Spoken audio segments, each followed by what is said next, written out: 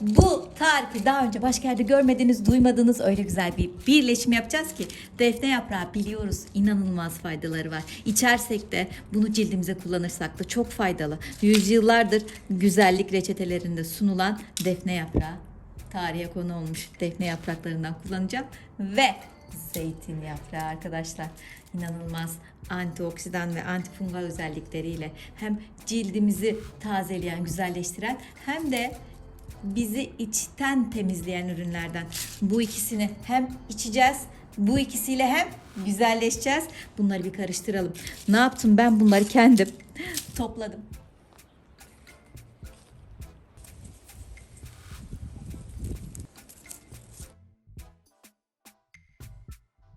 Dilerseniz marketlerden, aktarlardan satın da alabilirsiniz. Bunu böyle bir güzel yıkayacağız. Sonra tekrardan güneşte bir bekleteceğiz, kurutacağız.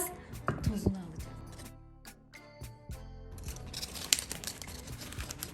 Böyle iyice kuruladıktan sonra toz haline getireceğim. Aynı şekilde zeytin yaprakları. Böyle ben dalıyla koparmıştım. Bunu fazla yapacağım. Niye? Çayını da tüketeceğim. Öksürük, grip, mide temizliği,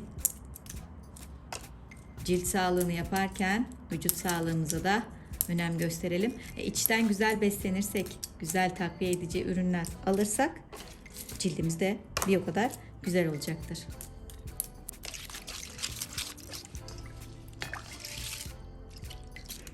Bir de bunu böyle akan suyun altında yıkayacağım, öyle kurulayacağım arkadaşlar.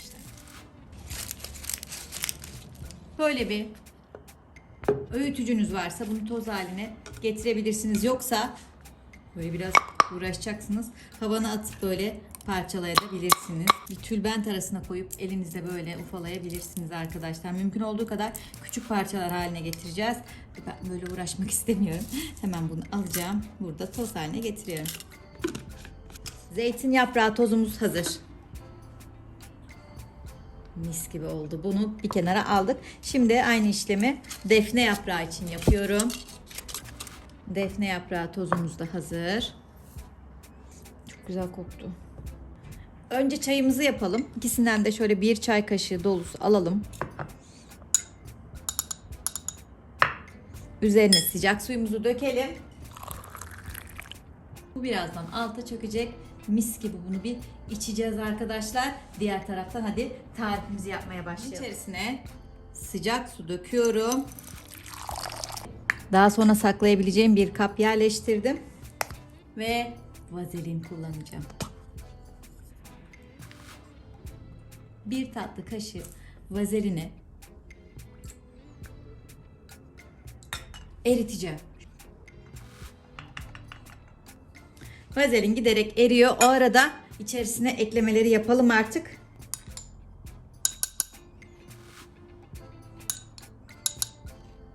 İki çay kaşığı dolusu zeytin yaprağı.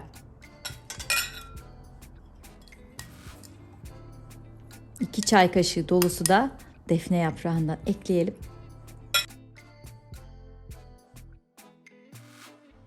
Ve sarı kantaron yağı ekleyeceğim şimdi buna. İsterseniz sızma zeytinyağı da ekleyebilirsiniz. Kayısı veya üzüm çekirdeği yağı da olabilir. Ben kantaron ekleyeceğim. Lekeleri silelim istiyorum. 1 çay kaşığı dolusu kantaron yağı ekledim. Tarif hazır. Bakın. Tarif hazır ama ben istiyorum ki sıcak suda biraz daha beklesin bu. Demlensin, dinlensin. Bütün malzemeler birbirine geçiş yapsın istiyorum. Öz suyunu versin defne ve zeytin yaprağı istiyorum. O yüzden sıcak suda biraz daha bekletelim. Bir kenara alalım. Ben o arada o güzel çayımı yudumlayayım. Şimdi çayımızı içeceğiz. Derseniz ki bir de şöyle cilt tazeleyici, leke giderici bir tonik yap cildime. Sıkayım ve lekelerim sıyrılıp gitsin. O zaman şöyle küçük bir şişeye çayımızdan biraz alalım. Süzün, tıkarsa çünkü sprey çalışmayacaktır. Süzgeç koydum o yüzden. 3-4 kaşık defne yaprağı, zeytin yaprağı çayımdan Ekledim. Şimdi gül suyu ekleyelim. Şöyle bir kaşık da, bir yemek kaşığı da gül suyu ekleyelim. Cildimizi temizleyelim. Gözenekleri sıkılaştıralım. Evde mis gibi koksun. Bir kaşık gül suyu ekledim ve son olarak gliserin. Bir çay kaşığı da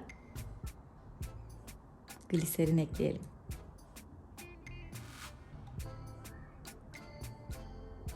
Bu harika bir tarif oldu. Bunu sabah akşam cildinize, temiz cildinize sıkarsanız farkı göreceksiniz. Her kullanım öncesi şöyle iyice bir çarkalıyorsunuz. Zeytin ve defne yaprağın bize o tazeleyici, bakterileri giderici, temizleyici özelliği, aynı zamanda leke giderici özelliği, gliserinin kırışıklık ve leke giderici özelliği, gül suyunun da gözenekleri sıkılaştırıcı özelliği birleşti. Bedavaya yakın harika bir tonik elde ettik. Çok da güzel kokuyor. Tertemiz. Bunu yıkamanıza gerek yok. Böyle sıkın cildinize arkadaşlar. Kalsın cildinizde. Ama cildiniz temiz olsun lütfen. Temizledikten hemen sonra bunu sıkın. Dilerseniz bir pamuk pet yardımıyla böyle temizleyebilirsiniz. Ama bence hiç çıkartmanıza gerek yok. Böyle kalsın cildinizde, anında tazeleyen, lekelere gideren çok güzel bir tonik yapmış olduk. Çayımızı içiyoruz. Toniğimizi sıkıyoruz. Artık maskemiz de hazır oldu. Bakın bunun ağzını kapatıp günlerce, haftalarca muhafaza edebilirsiniz. Vazelini öyle güzel kuvvetlendirdik ki müthiş. Bakın bu kadarcığı yeter. Çok fazla sürmemize gerek yok. Çok kuvvetli bir maske yaptık çünkü. Haftada bir kere uygulamanız yeterli arkadaşlar. Bunu böyle tüm yüzünüze, gözaltı da dahil olacak şekilde sürün. Bakın bu kadarcık. 30 dakika bekletiyoruz. Sonra cildimizden bunu önce ılık sonra soğuk suyla çıkartıyoruz, temizliyoruz ya. Üzerine de bu güzel tonikten sürüyoruz. Akşam olduğunda kendi o güzel doğal kremlerimizden birini sürüyoruz. Bir güzel çayımızı içiyoruz. Hem içten hem dıştan kendimizi tazeliyor. Sağlığımıza sağlık, güzelliğimize de güzellik katıyoruz. Umarım bu tarifleri kullanır, bu çayı içer, bu maskeyi yapar, bu toniği uygular ve çok daha sağlıklı, güzel bir cilde ve bünyeye geçmiş olursunuz. Kendinize çok iyi bakın, sağlıcakla. Hoşça kalın.